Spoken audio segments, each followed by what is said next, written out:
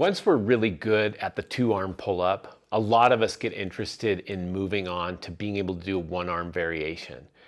And in a lot of gyms, it seems like you've got people that are just never ever going to get there, and then there are people that just walked in and they could do one right away. And there's a lot of anatomical stuff that goes into it. There's a lot of genetic stuff that goes into it. But we've seen many athletes get from being pretty strong on a 2-arm pull-up to get to where they can do a 1-arm pull-up. And that's a really fun progression.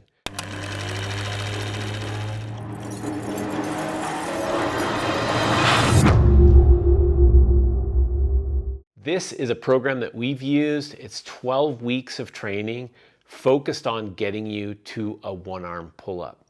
Now, the starting position for this is that you've got to be able to do 8 to 10 clean, perfect, full range, regular pull-ups before you even want to start this.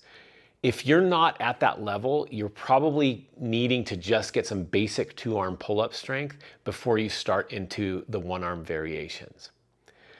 The 1-arm pull-up plan is built in 3 4-week cycles. And the first of those 4-week cycles is what we would call a diminished recovery cycle. When we start this diminished recovery cycle or diminished rest interval cycle, we try to figure out how many pull-ups you can do just as a raw number at body weight. And so you get in the gym, go and see how many technically correct pull-ups you can do. And let's say that number is 10. So we're going to take that number, divide it in half, and that starting number will be then 5, and that's where you're going to start your training.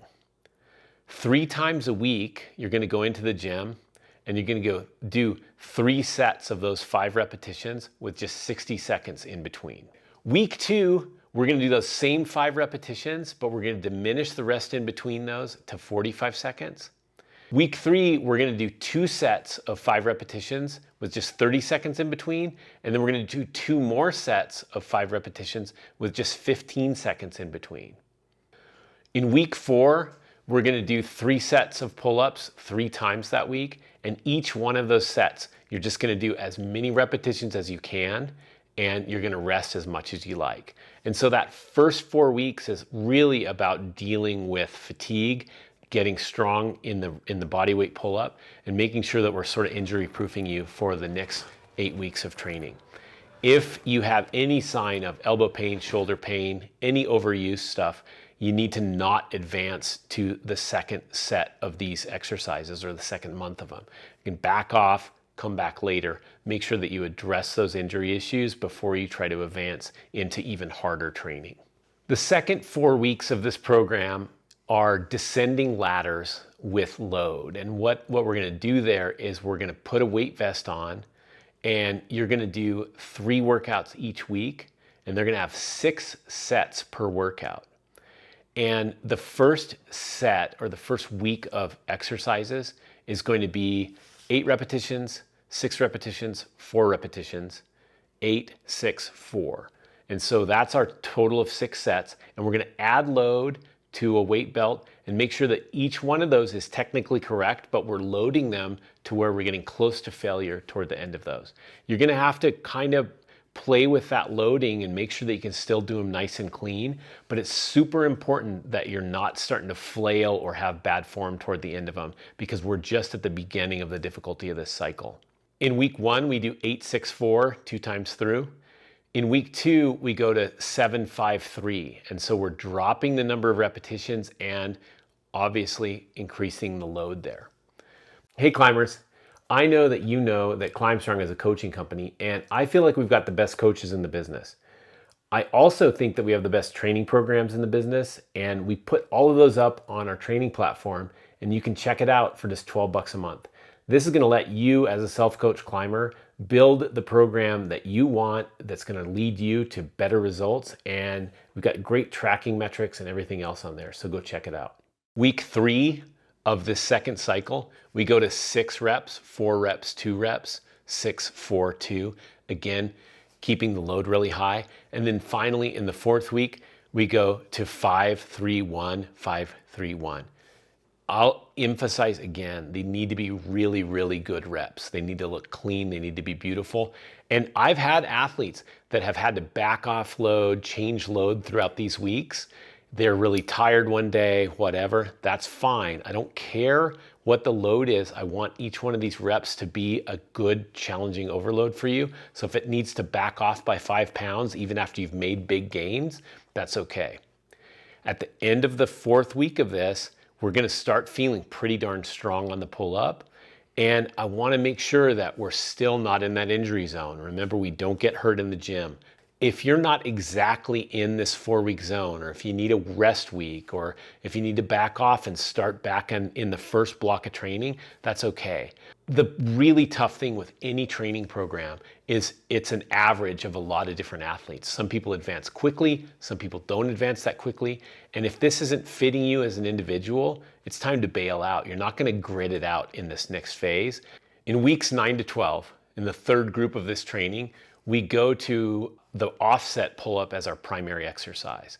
And with the offset pull-up, I'm gonna have you take a shoulder length sling, or 24-inch sling, hang it over the pull-up bar with the girth hitch, and you're gonna hold on to that piece of webbing and work on a single arm pull-up with the other arm. When we're doing the offset pulls, we're gonna do them 3 times a week, and we're gonna do 3 sets of 2 offset pulls. And you're gonna be paying attention to the hand that's on the bar. And again, making sure you start with a straight elbow, and you're gonna be pulling up till your chin is above the bar. And those of you that have tried one arm pull-up training, you notice that your body is rotating around the bar. And so we're gonna start making that part of the effort, because I want you to not try to stay square to the bar, because that's not how your body's gonna twist as you go into a real one arm pull-up. So have that piece of webbing fairly close to your hand, and as you do the pull-up, you'll feel yourself rotate around, and that's okay. It's really, really hard to stay straight on the bar in a single arm pull-up. Again, it's 3 sets of 2 of those on each side during week 1 of this 3rd phase. During week 2 of this phase, we're gonna do that same thing, 3 sets of 2 on each side with offset pull-up, and then I'm gonna have you do 1 slow negative on each side, just to make sure you can get a feel for that with each one of these sets. We start to get a feel for what this one arm's feeling like, and if that thing doesn't feel just pretty easy, like you're like, oh my God, I'm about to do one arm pull up, you probably haven't done enough strength in that 2nd phase, and we might need to back off onto that. In week 3 of the phase, we're gonna train 3 times.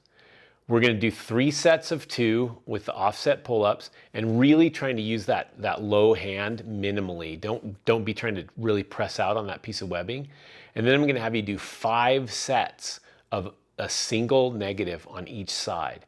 And so you're gonna have a lot of rest in between these, but I'm gonna get up there with my left hand, do a slow negative from the top, right hand, slow negative from the top, and then you can do 5 sets of those throughout your workout. In week 4, you're gonna do 2 workouts that are just like the ones in week 3. You're gonna do a number of these offset pull-ups, 3 sets of 2 on each side, and then 5 sets of a slow negative on each side. In the 3rd workout of this 4th week, that's when we're gonna try this thing. So I want you to get good and warmed up, do some pull-ups, throw on a weight vest, do a few weighted pulls, do some of the offset pulls with the webbing, and then when you're ready and you're feeling good and warm, grab that bar and pull yourself up over it. It's gonna happen if you've done the preparation and you started out with the strength to get through this program. The one arm pull-up is a really cool exercise. It's a fun thing to pursue, and of course it has limited value in the real world of rock climbing, but one of the things that's really awesome is it's gonna make a real strong back for you. It's gonna make a real stable shoulder, and it's a fun thing to pursue in the gym. And if you can come up with anything that keeps you psyched to go in the gym and push yourself, it's of pretty big value over the years of your training.